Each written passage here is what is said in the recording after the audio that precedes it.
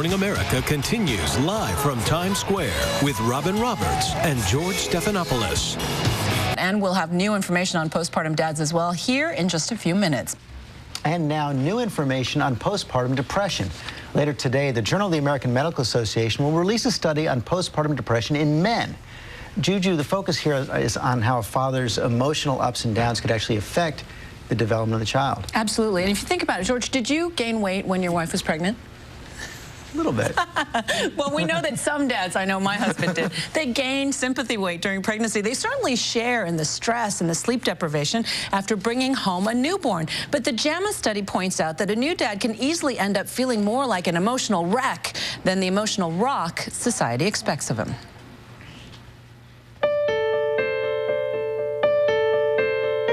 I was very excited to have a boy. I mean, I wanted to pass on my name, but also have him experience the same things I did.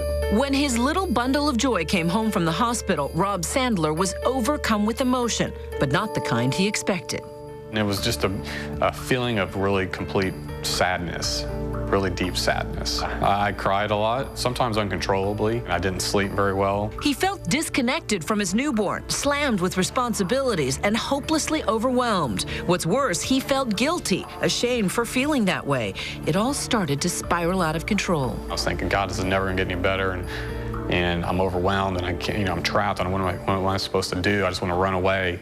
Men's postpartum depression is surprisingly common. In fact, a man's risk of depression doubles in the 9 months after his child is born. About 10% of new mothers experience severe postpartum depression, but men can experience it too. Will Courtenay is a researcher and psychotherapist who says as many as 1 in 4 new dads may experience what's called paternal postnatal depression, and the problem can be more than just psychological. Just like women, men go through hormonal changes. Men may have increased estrogen and decreased testosterone levels after birth. Biologists believe this may be nature's way of keeping men around to care for the baby. But those hormone changes can also cause the blues.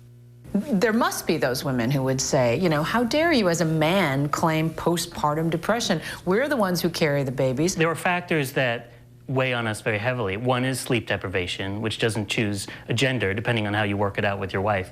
Another is the anxiety, and another are these incredible expectations. Joel Schwartzberg is an author who wrote about his own battle with postpartum depression in his book, The 40-Year-Old Version.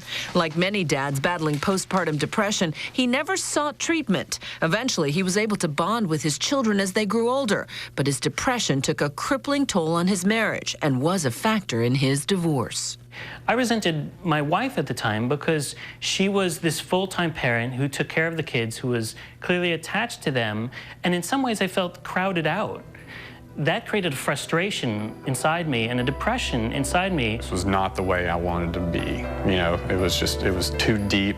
I couldn't get out of it. Within 2 weeks of his coming home from the hospital, Rob, with support from his wife, sought help. If there's something wrong, you need to get help for it. And we came together and realized this is something a little more serious. It's not something that's just going to go away. What does the beaver say? There's nothing to be ashamed about. I think it takes a bigger man and a stronger man to go and realize that something's wrong to get help than to let it fester and ruin your ability to be a good father.